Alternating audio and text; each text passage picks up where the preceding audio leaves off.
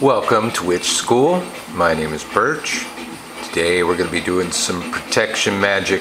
Just going over some techniques really quick because it seems so important. Comes up so commonly. Things go bump in the night. When you wake up at 3 in the morning for no reason with the flight or fight response, where you want to run and turn on the light. This is a good thing to look out for. Whenever this happens, I say it's a time to do something, just to make sure. First up, salt and water.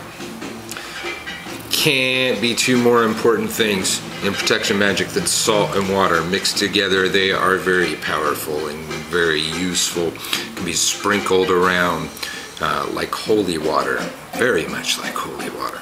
Salt, water, salt from the earth section. Over here also from the earth section, crystals, quartz crystals all tend to absorb negative energy, and the energy that they let out is more pure, more raw. They could just quartz crystals alone can be put in your windowsill, over your door, in your bedroom. In your bedroom is where you're especially vulnerable when you're sleeping. Stones. I like red jasper. There are lots of protective stones, but red jasper has an extra punch of launching its own counterattack, reflecting the magic back on its attacker in the case of actual psychic attack.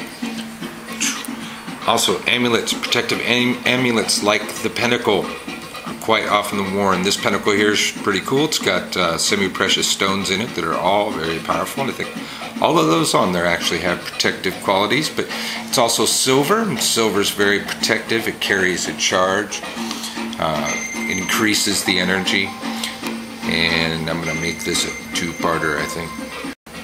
So amulets such as this kind of thing, these can be worn. These can be worn under your clothes without the telling of tales. Always there to protect you, even when you're sleeping. That's always good. Likewise, and much cheaper, the mojo bag.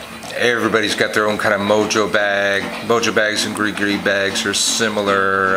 Wuji bags, many other names, but everybody has their own recipes they tend to have. But really common component here is black cloth and red string. Those are really common in protection mojos, and red string comes up in all kinds of protection spells and things. Beauty with the mojo bag is you can carry it in your clothes, you can carry it in your pocket, you can put it in your pillow or under your pillow, you can slip it into somebody else's pillow without the telling of tales and protect them without making them paranoid and tripped out. You can hang it over your doorway. Multi-purpose.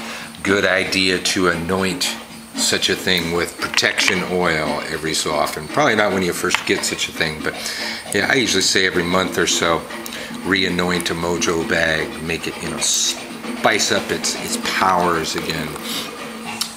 Burning things, incense, smudge sticks, all very good for protection.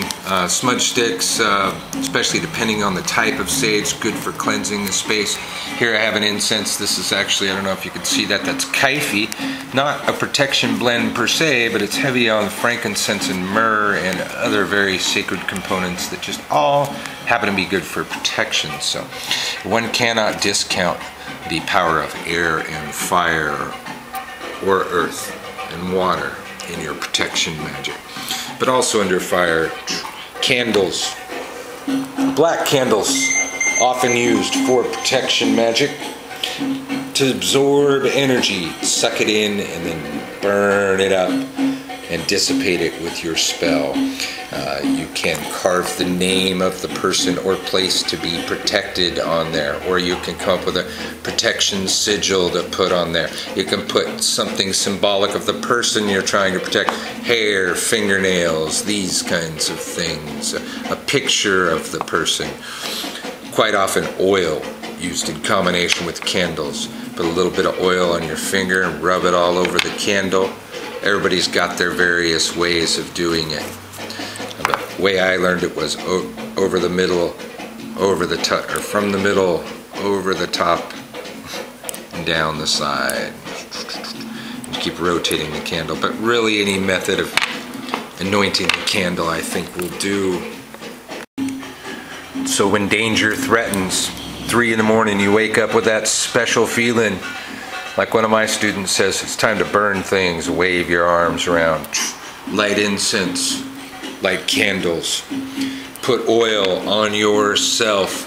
Put oil on the windows. Some people like to trace like a cross on the window or a pentagram on the window. It's really hard to do while looking through the camera, just finding out. If you don't want to have smears on your glass, you can do it on the window sill or around the door sill. Failing oil, if you don't have oil, you probably have salt around the house, you probably have water. If you don't have time to run out to your local witch store, these will definitely do in a pinch. Ghosts, spirits, nasty things, even demons don't like salt, and they especially don't like it mixed with water. Salt by itself absorbs negative energy, quite often sprinkled all over the floor of the house, and then while the burning things, waving your arms around, it absorbs the negative energy and then must be swept out of the house. If you did it on carpet, you must vacuum it out of the house. Get rid of it. Take the used salt far away from you and throw it in the ocean. The ocean will do fine with it. If you're using salt on your altar and it starts to get kind of gray as they do over time, time to change your salt. It's absorbed too much negativity to do any good. Mixing it with the water.